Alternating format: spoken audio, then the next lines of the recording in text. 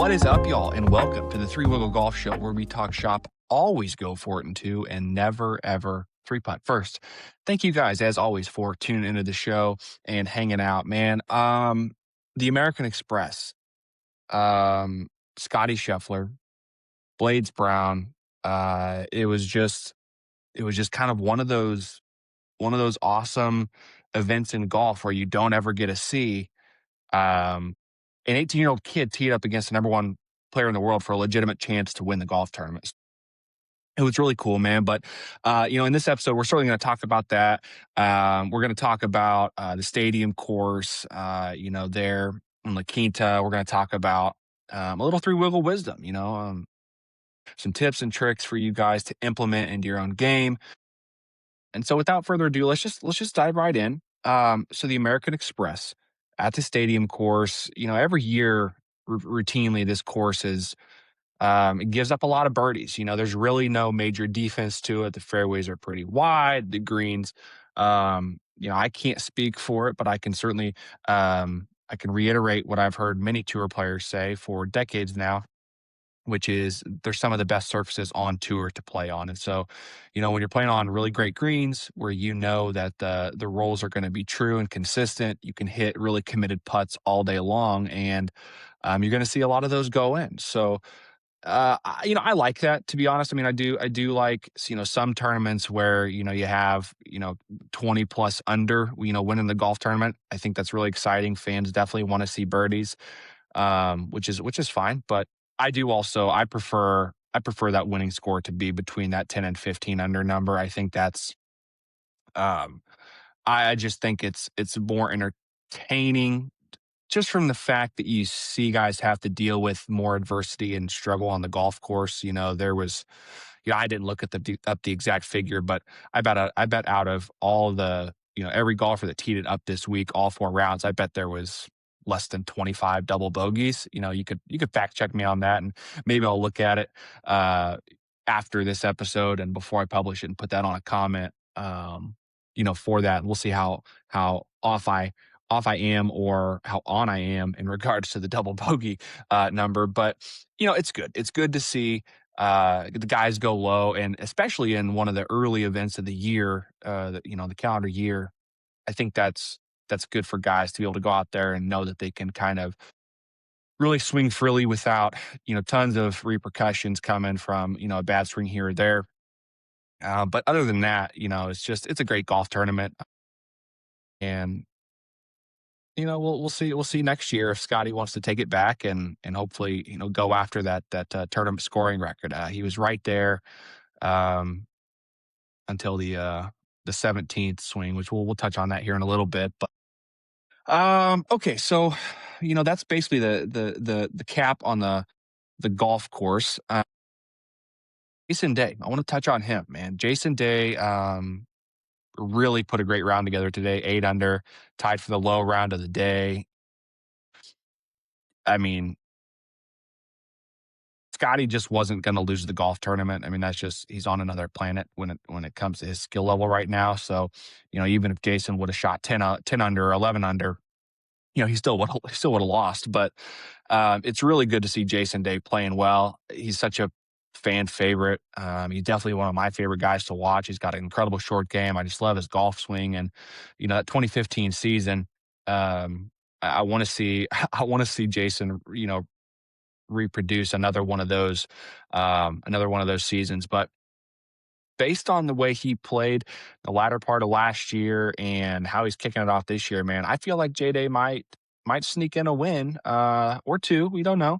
But this season, that would be really cool. And even better would be to see him clip another major, because he definitely has that in him. And I think it'd just be good for the game of golf and good for Malbon. I mean, those fits, let's just touch on the Malbon fits, man. They're unique. They are different. They are eclectic. I don't know what adjectives you want me to use, but I really like them. And I especially like him when he wears the funky ones, the really funky ones. Like today's was pretty casual, like considering. But yeah, man. I mean, his last win was 2023 Byron Nelson in Texas. And so it's now been a few years since he's got that last win. And but he kind of, Jason Day is, or Justin Rose is certainly older than Jason Day, but I'm getting similar vibes out of both of them, which is, kind of in the back end of their PGA Tour careers, the golden years of the PGA Tour career for them. They're playing really good golf.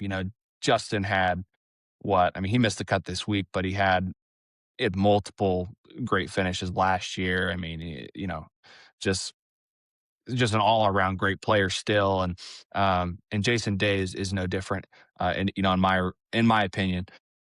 So we'll see what he does, here in the next 4, 5, 6 events, and see if he keeps up this really high level play and can clip a win. Another guy I wanted to touch on, man, rookie David Ford, cat out of North Carolina, lefty. Yeah, he stands on the wrong side of the golf ball, but boy, I like his action. I really like his action, and um, we've touched on it. We touched on it early last year, and just the guys coming out and the young guys coming out of college, just ready to compete, ready to get into the mix, fight for wins, fight for cut lines, and they're not afraid, and uh, I think honestly that goes so. It's just another thing that Tiger changed. It goes back to that incredible interview of Tiger and Curtis Strange.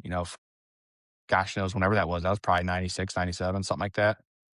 And the whole you'll learn thing, and it's like just it's just not that way. It's just not that way anymore. Like, there was a period of time where, yeah, like maybe it was the thing that you would come out as a rookie and you'd have to cut your teeth for a few years. But I totally understand that. Like, it's just hogwash. Meaning I understand that, um, like Tiger and all these other younger guys that are coming out, that are wanting to just get in the mix and win and compete for wins. Is that like why? Like, why should I have to cut my teeth? That would be my first thing. Obviously Tiger handled that interview with incredible grace back in the day, and would just reiterated the fact that he was just a different breed. But to this, the same token, like why? Why not? Like why? Why should they have to cut their teeth? And I think that was a unique assumption in that interview. Kind of getting too much off on a tangent here. We'll circle it back here in a second, but I think that was a unique assumption in that interview because you think about all other professional sports, like you get drafted to the MLB, you get drafted to the NFL, you get picked up in the NBA. Football, soccer. You can't see, but I'm giving air quotes for all the Americans listening. But like universal football, soccer, like you get picked up, like you're just expected to go out and execute and produce and help your team win. And so why should that be any different just because the game's an individual sport, we'll say. Maybe that's the argument. I don't know. But anyways, man, I'm loving seeing all these young guys. And it's been this way for a little while now. It really has. I mean, we could just go through the list, like all these guys just coming out of college, um, ready to rock and roll. So it's really good stuff. I'm excited to see what David Ford has, in store for us the rest of the season. See if he's going to be another one of those guys that's just going to clip off a win, here early on in his career. So we'll see. Um, and then we obviously, in relation to that, we just got to segue it straight to Blades, dude. Blades Brown is um, remarkable, absolutely remarkable. I'm trying to think about when I was 18. Not even about golf. I'm just like to be able to handle the moment with the amount of class he carries himself like a consummate professional, dude. Like he literally carries himself like he's won 20 times. You know what I mean? Like he's out there and he makes that double bogey today on I don't know, 6 or 7, something like that. And oh God, I just did 6 or 7. Okay. He bogeyed one of them, double bogeyed one of them. You could just see like he didn't lose his cool. He didn't, like have this like adverse reaction to it like many of us would. and even many tour players that are established, that are longtime pros, still would. He just didn't. You could read into that whatever you want. You could say, "Oh, well, he's a high schooler. He got his whole, well, he's not anymore, but you could say he's 18. He's got an entire future career." Yeah, of course he's not going to. He's playing like I get that, but I can assure you, when you've when you've played, what is it, 54 plus 5 or 6 or whatever, you've played like 60 holes of really great golf, and you go and derail. Like anybody's going to get upset about that. So, and justifiably, because there's nothing better than playing um, a flawless golf tournament. So, um, it's just really remarkable. I'm so pumped to see what he becomes. Looking at his swing technically, he really reminds me of Ludwig Aberg, from 2 points of view. First and foremost is his actual swing technically. It's very simple. There's not a lot going on in it. He got a little bit of chicken wing action in his follow through, but that doesn't bother me at all. I mean, Jordan Spieth's like king of the chicken wing, and he's literally an all time great. Man, just quickly, we're gonna step into his lane really quick, dude. Like, I just want Jay Spieth to get. I want to see the Jay Spieth of old, dude. I want to see him clipping golf tournaments. I want to see him winning majors with just incredible short game and like high entertainment value golf, which is what Jordan is really the king of. Making pars and birdies from nowhere. So, um, anyways, so back to Blades Brown.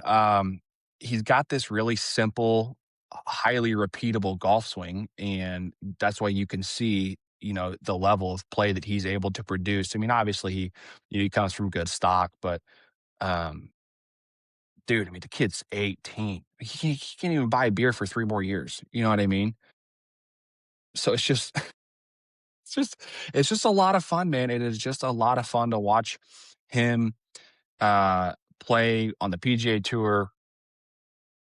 And then, you know, for those of you maybe who don't know, last week he played Korn Ferry Tour, had a T 20 or 30 finish, something like that. And then overnights at no practice rounds on Wednesday of this week to play in the Amex. And then, you know, shoots 19 under for 4 days, makes the final pairing with Scottie Scheffler and see woo Kim. And I just, it is just something to behold. It really is, in my opinion. So keep your eyes out for him, man. I mean, he just remarkable. Just absolutely remarkable. And then the second point of view, like I said, his swing's really simple, but his pre-shot routine, it is very fast. He stands behind the golf ball. He gets really clear on, his vision and visualization for the shot ahead. He stands over the golf ball. He gives it one waggle, and then he pulls the trigger. And I love that. I love that.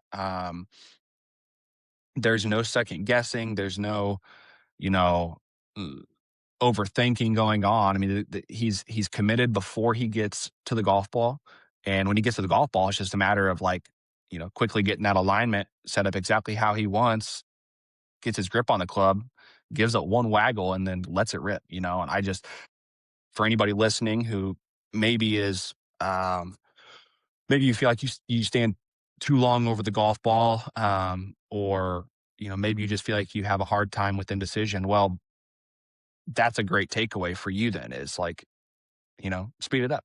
Speed it up. Well, why? Because it gives you less time to get in your own head. That's just the kind of the high level quick analysis of that. But it's just great. It is just great. So kudos, kudos Blades, man. Well, great week, fantastic week. And, we look forward to seeing you in the future and what your career is going to produce. So well done. And then I guess we'll talk about Scottie. On Wednesday or Thursday of this week, I think it was Thursday morning, I said, I think Scottie's going to win. And I said, I don't really know what it is. I can't quite put my finger on it. And I was being sarcastic, of course, but I mean, he just is on another planet of consistency. Um, his course management is like, it feels like it's mistake free at this point. It feels like he doesn't make a wrong decision on the golf course. And we'll get to 17, we'll touch on that, but like, it just is, it's incredible to watch. It's greatness. It is current greatness. He's doing the exact same thing to some degree. Well, okay, let's just fix that. He's not doing the exact same thing, but he is playing eerily similar golf, quality golf to what Tiger did. He got 20 wins before he's 30. He's only one of two other people to do that, which is Jack and Tiger. Now, one thing I was saying, like, not exactly. So, as an example, it took Scottie 151 starts, took Tiger 95, right? So, you know, um, just and like not a good comparison there, but the point stays true. Is he got 20 wins before he's 30 years old and four majors, and so just just remarkable. I mean, he got the bar set really high right now. I remember, for me personally, I started watching golf in 2011, which is when I started playing golf. In 2011, I remember seeing and hearing clips of tour players through the early 2000s, mid and even late 2000s talking about like playing for second. And that's really, I mean, at this point, that's really what guys are doing when Scotty's teeing it up. His level of consistency, I just got to reiterate that, is so high that guys know that he's going to tee it up. He's not going to go make a lot of mistakes. He's definitely going to make birdies. Tiger said it best. Tiger said it best last year, which was if he putts great, he blows away a field, i.e., he putted great this week. He won by four. Had he not made the double on 17 with that poor swing, would have been six, but woulda, shoulda, coulda, as far as that's concerned. But he still won by four, which is by anybody's standards on the PGA Tour, that's a blowout. So, and then if he puts okay, he's still going to win. And then if he puts poorly, he's still contending and might win. That's basically what Tiger was saying. It's just the truth. It is just the truth. So, congrats, Scotty. Again, man, just guy just not letting his foot off the gas. And I don't know what else you want me to say. There's really not a whole lot else. I mean, it's really kind of becoming a whole beating a dead horse situation when it comes to talking about Scotty Scheffler, professional golf. So, not that I'm opposed to it, because I want to witness greatness, man. I want to see Michael Jordan.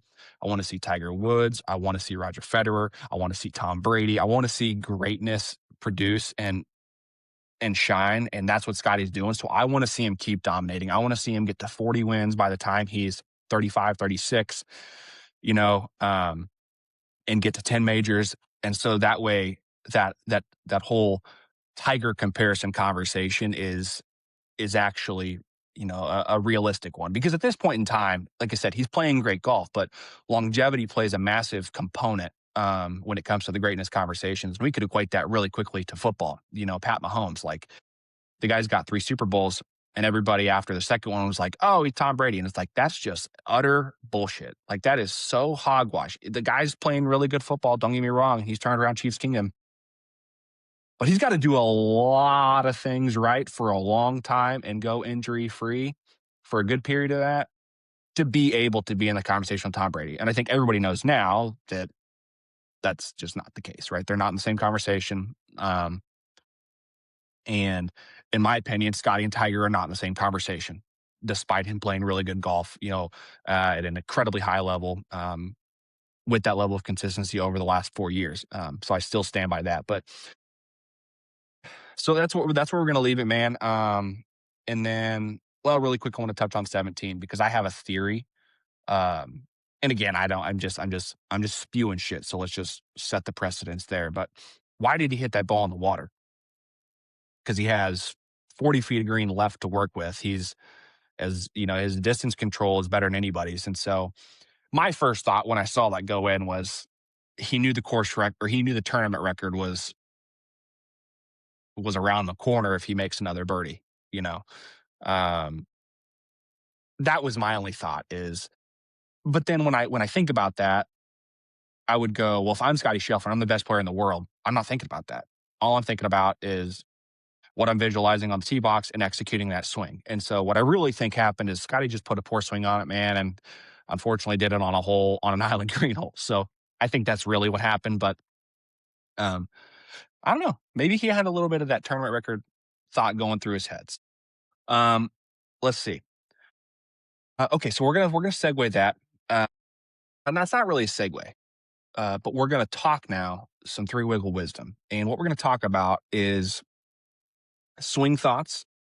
And I've touched on this just a little bit in the past, but I want to go into it a little bit more here for the next couple minutes with you guys because I think it's just really valuable. I don't think it's talked about enough with golfers that are trying to improve, which is, and really quickly, what I'll state is what I'm getting ready to tell you is from the words of Bob Rotella, renowned sports psychologist. But I agree with it wholeheartedly. And whenever I read his book, Unstoppable Golfer, and got exposed to this, I don't know, 4 or 5 years ago, it really flipped the script for me, man. It really helped me improve, which is ideally you have no swing thoughts.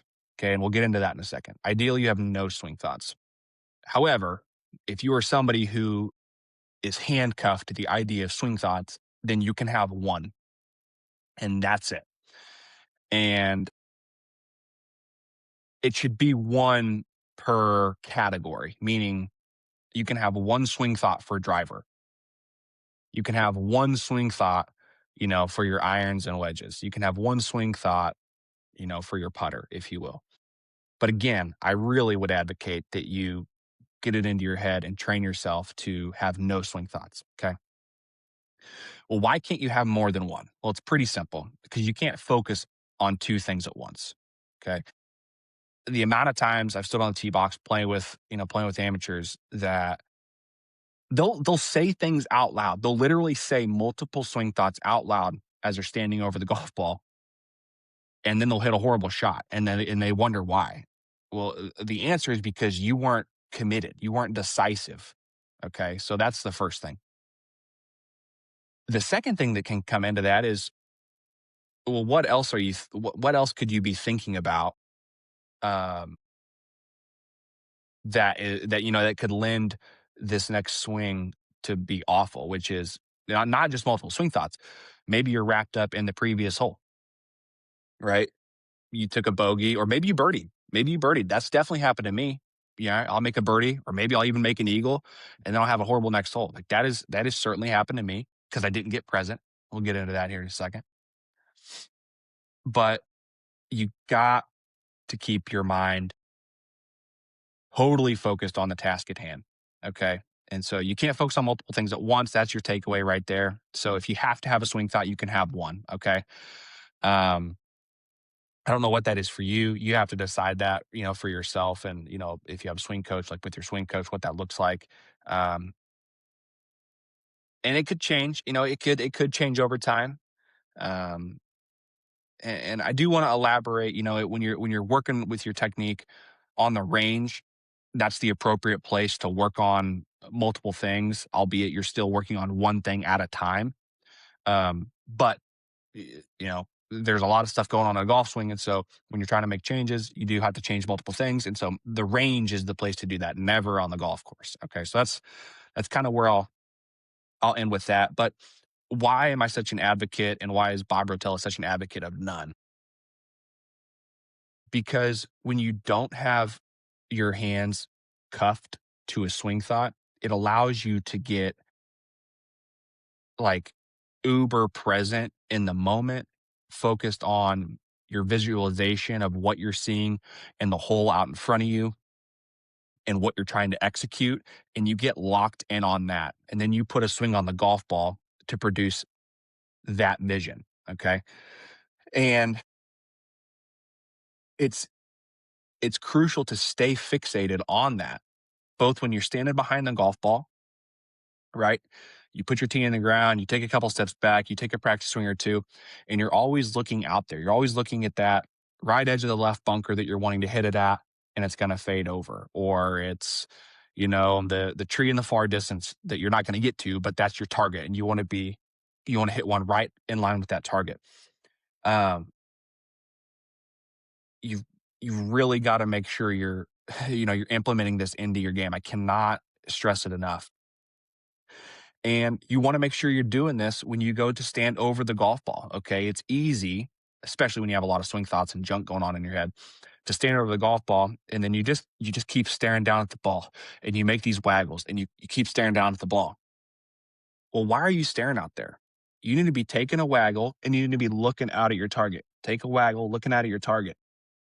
And I'm not saying, to be clear, you have to have this 3-second over the ball routine like Ludwig or Blades, where you take one waggle and grip it, grip it. I'm not. That wouldn't work for me personally. But I do like to get comfortable over the golf ball. And let's be honest, don't take it as far as Patrick Cantlay. That sucks. Nobody wants to play with somebody like that.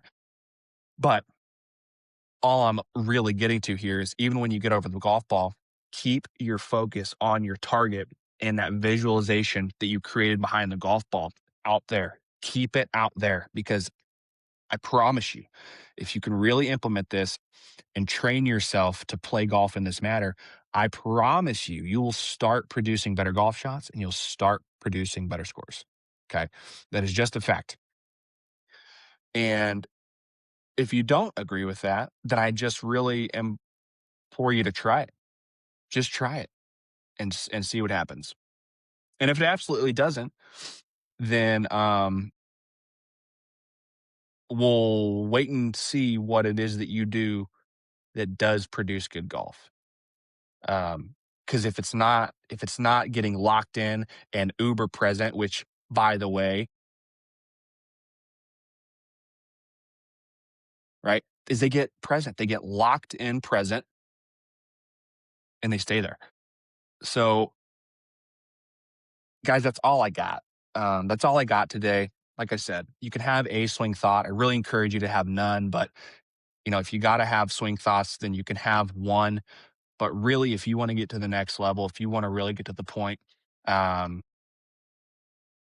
where you're playing high level consistent golf all the time, and you're not going through these lulls in your golf where you'll play a little bit of good golf and then you'll play some really bad golf. Consistency, right? We get back to Scottie Scheffler. Consistency is the name of any game, of being good at any game. Um, and that's how you're going to find it. So, guys, thank you. Another solo episode in the books. Be sure to go over to at Three Wiggle Golf on at Three Wiggle Golf Co. on Instagram, TikTok, YouTube. Like, comment, subscribe. I really appreciate you guys listening out there. I'm seeing the downloads coming in, man, and I'm just enjoying it, because I feel like I'm getting to have a conversation with you guys out there, despite not actually getting to conversate. But I'm enjoying it. So thank you guys. Have a great night, and we will see you next week for the Farmers Insurance. And just really quickly, let's just take my pick on that. Jordan Spieth. That's an out of pocket pick. Jordan Spieth. Actually, I say that, I should really just check and see if he's even. Is he even in that field? Let's just take a peeksy. Oh, just a little peeksy. All right, schedule. There we go. Okay. And then we got up next, Farmers Insurance. Yep. Okay, field. Mr. Spieth, are you in the field? If you're not, I feel like he always plays the Farmers Insurance, but he's not. See, I'm glad I went and checked, idiot. Okay, then I'm going to go with Ludwig. I'm going to go with Ludwig because he won last year. I think he won last year at Torrey Pines, maybe. I think, but wasn't it for the Genesis? That's, if I'm remembering right, that might have been what it was. But anyways, guys, have a great week. We'll see you. See you next Monday for another episode. And until then, stay swing thought free. Peace.